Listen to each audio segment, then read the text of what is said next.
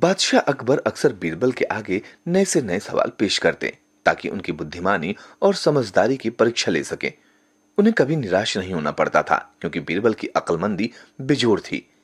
एक बार अकबर ने बीरबल से कहा, बीरबल, जाओ हमारे राज्य में से 4 मूर्खों को पकड़ कर लाओ। हम उन महामूर्खों से मिलना चाहते हैं। पहले तो बीरबल ये बात सुनकर चौंके, परंतु फिर हाथ जोड़कर बोले, महाराज, मैं ऐसा ही करूंगा, पर मुझे कुछ दिन का समय चाहिए, क्योंकि इस दुनिया में मूर्ख तो भरे हुए हैं और मैं आपके सामने सबसे बड़े मूर्खों को पेश करना चाहता हूं। अकबर ने बीरबल की बात मान ली। बीरबल बाजार से निकले और अपना पहला मूर्ख तलाश करने लगे। उन्होंने एक आदमी को बड़ा सा थाल लेकर जाते देखा। उस थाल में महंगे उपहार, कपड़े, मिठाई व अन्य सामान आदि रखे थे। बीरबल ने हैरानी से पूछा, ये सामान कहाँ ले जा रहे हो? वो आदमी बोला, मेरी पत्नी मुझे छोड़कर किसी दूसरे व्यक्ति के साथ रहने लगी है। उसके घर बेटा हुआ है, उसके लिए ही मैं ये सब ले जा रहा हूँ। बीरबल को लगा उन्हें उनका पहला मूर्ख मिल गया है। उन्होंने उससे कहा कि वो अगले दिन दरबार में महाराज के सामने हाजिर हो।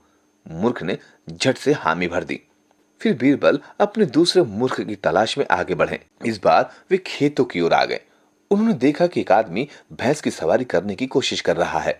उसने अपने सिर पर घास का बड़ा गट्ठर उठा रखा था। वे उसके पास गए और कहा, तुम इस तरह भैंस की सवारी करने की कोशिश क्यों कर रहे हो? ये घास का बोझा इसकी पीठ पर क्यों नहीं रख देते? उस आदमी ने कहा, श्रीमान, मेरी भैंस मां बनने वाली है। अगर मैं उसकी पीठ पर सारा बोझ लाद दूंगा तो ये बहुत बुरी बात होगी, इसलिए मैंने सारा बोझ अपने सिर पर ले रखा है ताकि इस पर ज्यादा भार ना आए। जवाब सुनकर बीरबल को यह तय करने में देर नहीं लगी कि यही उनका दूसरा मूर्ख था। उन्होंने उसे भी अगले दिन दरबार में हाजिर होने को कहा। वह आदमी हामी देकर चला गया। अगले दिन बीरबल दरबार में उन दोनों मूर्खों के साथ गए और उनके किस्से बादशाह अकबर को बताएं। वे दिल खोलकर हंसे।